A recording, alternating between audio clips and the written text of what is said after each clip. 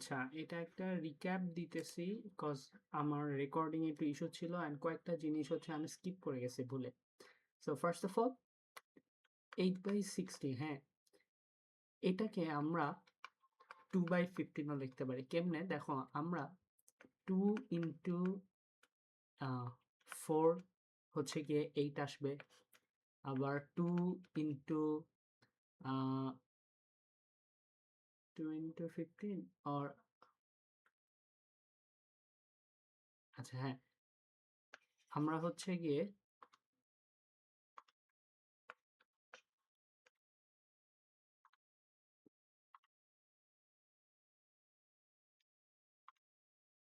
15 into 4 করলেও 60 হবে, নিচের এই পার্টটা পাবো। তো আমরা যদি 4 কাটাকাটি করি তখন থাকে 2/50। তো একটা বড় ফ্র্যাকশনকে এভাবে কাটাকাটি করে একটা ছোট ফ্র্যাকশনে নিয়ে যাওয়া যায়। কাটাকাটি করার জন্য তোমার হচ্ছে এরকম একটা কমন ফ্যাক্টর, লাইক 2কে 4 দিয়ে মাল্টিপ্লাই করলে 8 হয় অ্যান্ড 15কে 4 দিয়ে মাল্টিপ্লাই করলে 60 হয়। এরকম একটা কমন ফ্যাক্টর আনতে হবে যেগুলো কাটাকাটি করতে পারবো আমরা। আচ্ছা, গেল। তারপরে হচ্ছে মিক্সড ফ্র্যাকশন কখন হয়? যখন হচ্ছে গিয়ে নরমালি ফ্র্যাকশন এরকম হয় যে উপরের নাম্বারটা ছোট, নিচের নাম্বারটা বড় হয়। বাট মিক্সড ফ্র্যাকশন যখন হবে তখন তোমার উপরের নাম্বারটা বড় হবে। সো যদি আমরা ফ্লিপ করে দেই 60/8, এটাই হচ্ছে গিয়ে একটা ইমপ্রপার ফ্র্যাকশন, ঠিক আছে? তো এইটাকে আমরা মিক্সড ফ্র্যাকশনে কিভাবে কনভার্ট করব? ওই যে তুমি যেটা বললা, ডিভাইড করে। তো 8 8 64, 7 8 56, ডিভাইড করলে রিমাইন্ডার থাকে 4।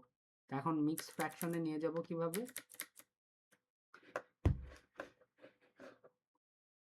মিক্সড ফ্র্যাকশনে নিয়ে যাওয়ার জন্য আমাদের হচ্ছে যতবার ডিভাইড দিছে ওটা সামনে লিখবো, বাই যেটা দিয়ে ডিভাইড দিছি নিচে, আর এটা হবে উপরে। এটা হচ্ছে গিয়ে আমাদের মিক্সড ফ্র্যাকশন। আচ্ছা, এখন হচ্ছে কমন ডিনোমিনেটর। কমন ডিনোমিনেটর বলতে কি বোঝাচ্ছে, যে ধরো তুমি দুইটা নাম্বার অ্যাড করবা, 2/3 প্লাস 5/7, এদেরকে এলসিএম করতে হবে। যদি দেখো এখানে যদি আমি 3 আর 7 নিয়ে ট্রাই করি, এদের কিন্তু এলসিএম হবে না তখন, কজ 3 নিলে এখানে 1 আসবে, এখানে 7 আসবে। তো মানে 3 আর 7 এর মধ্যে কোনো কমন ইয়ে নাই। যেমনটা ধরো আমরা যদি 2 and 8 নেই, তাহলে 2 কমন নিলে এখানে 1 আসবে, এখানে 4 আসবে। সো 2টা দুইটার মধ্যেই কমন নেওয়া যায়, কিন্তু এখানে কিন্তু নেওয়া যাচ্ছে না, বিকজ 3 নিলে 7 এ হবে না। আবার এখানে 3 এর জায়গায় যদি 7 দাও, তাহলেও 7 নিলে এটা হবে, বাট 3 এর মধ্যে কিছু হবে না।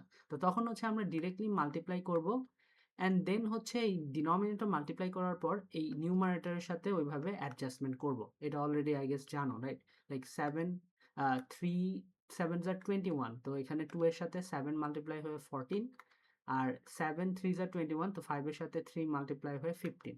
তো এইভাবে হচ্ছে গিয়ে 29/21 এরকম ভাবে আসবে।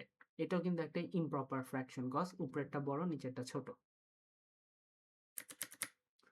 আচ্ছা,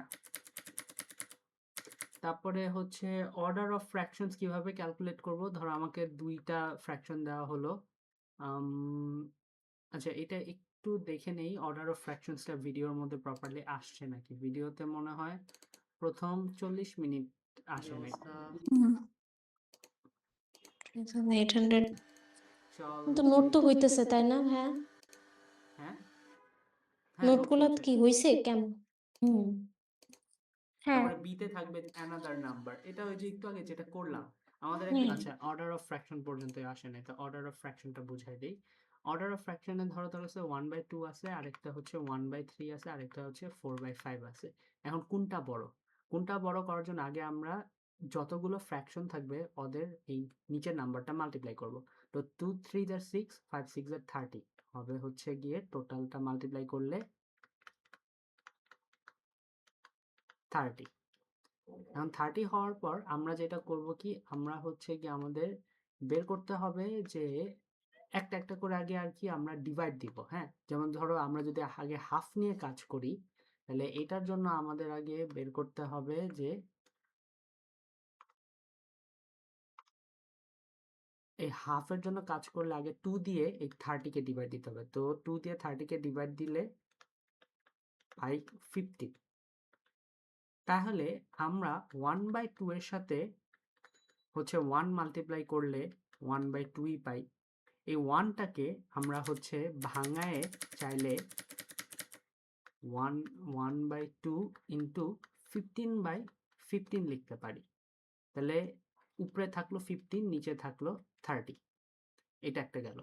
তো 1/3 কেও যদি আমরা এখন আবার সেম প্রসিজারে ফলো করি, যে এটা হাফের জন্য পাইলাম, এখন 1/3 এর জন্য যদি করি 30 ডিভাইডেড বাই 3 মানে হচ্ছে 10। তাহলে আমরা 1/3 এর সাথে 10 মাল্টিপ্লাই করব, 10/30 আসতেছে।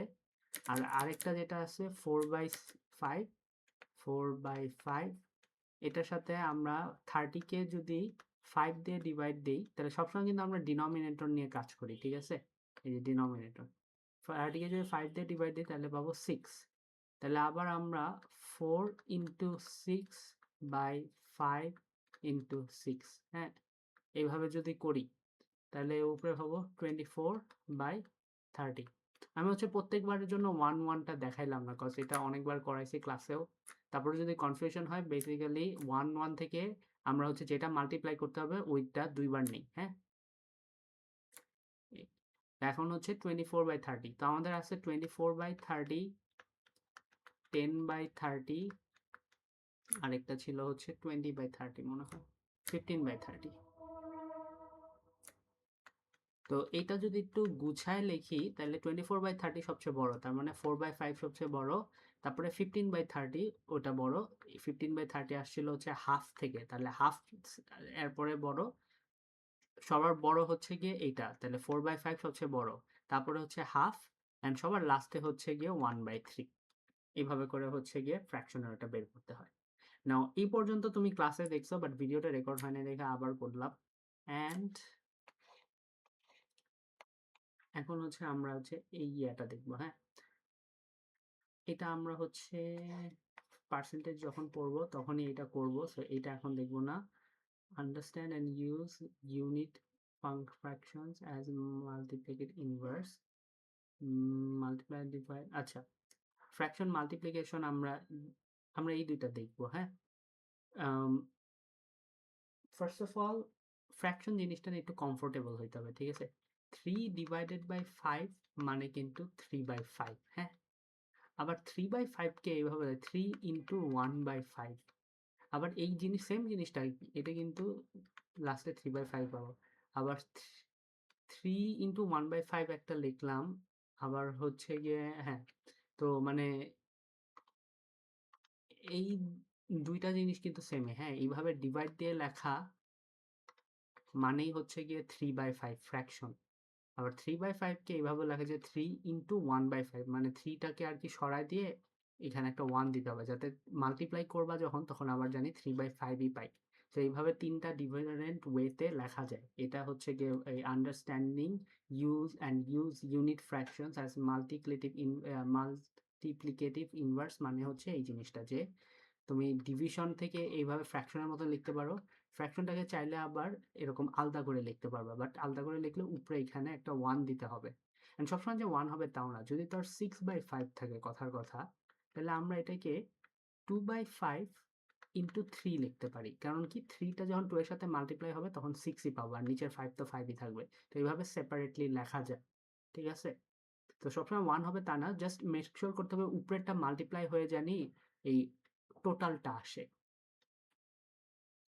আচ্ছা, এখন হচ্ছে মাল্টিপ্লিকেশন এন্ড ডিভিশন। আমি যতদূর দেখলাম তুই মাল্টিপ্লিকেশন অলরেডি বুঝোস, সো বেসিক্যালি আমি যদি 5/6 ইন্টু 4/7 করি, তাহলে 4 আর 5 এর মাল্টিপ্লিকেশন হবে 20, এদের মাল্টিপ্লিকেশন হবে 42। এটা হবে অ্যান্সার।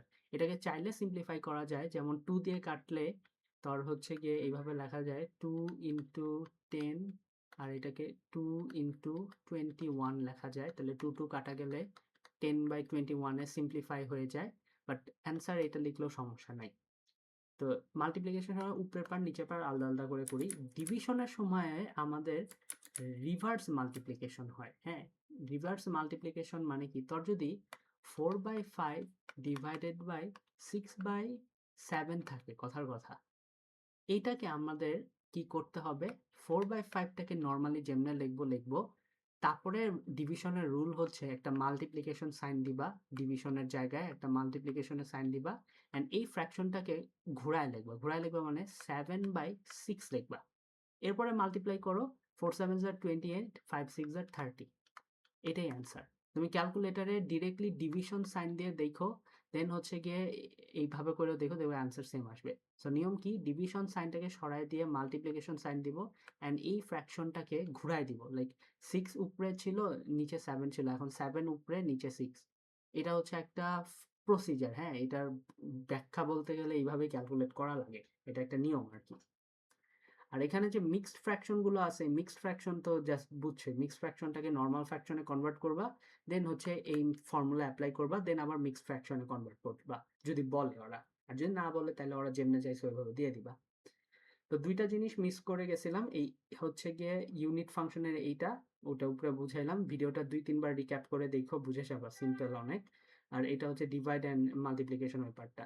আর পার্সেন্টেজে এটা দেখাচ্ছি না, কজ এখানে আমাদের পার্সেন্টেজে ওটা পড়তে হবে, সো একবারে তখনই দেখাই দেবো।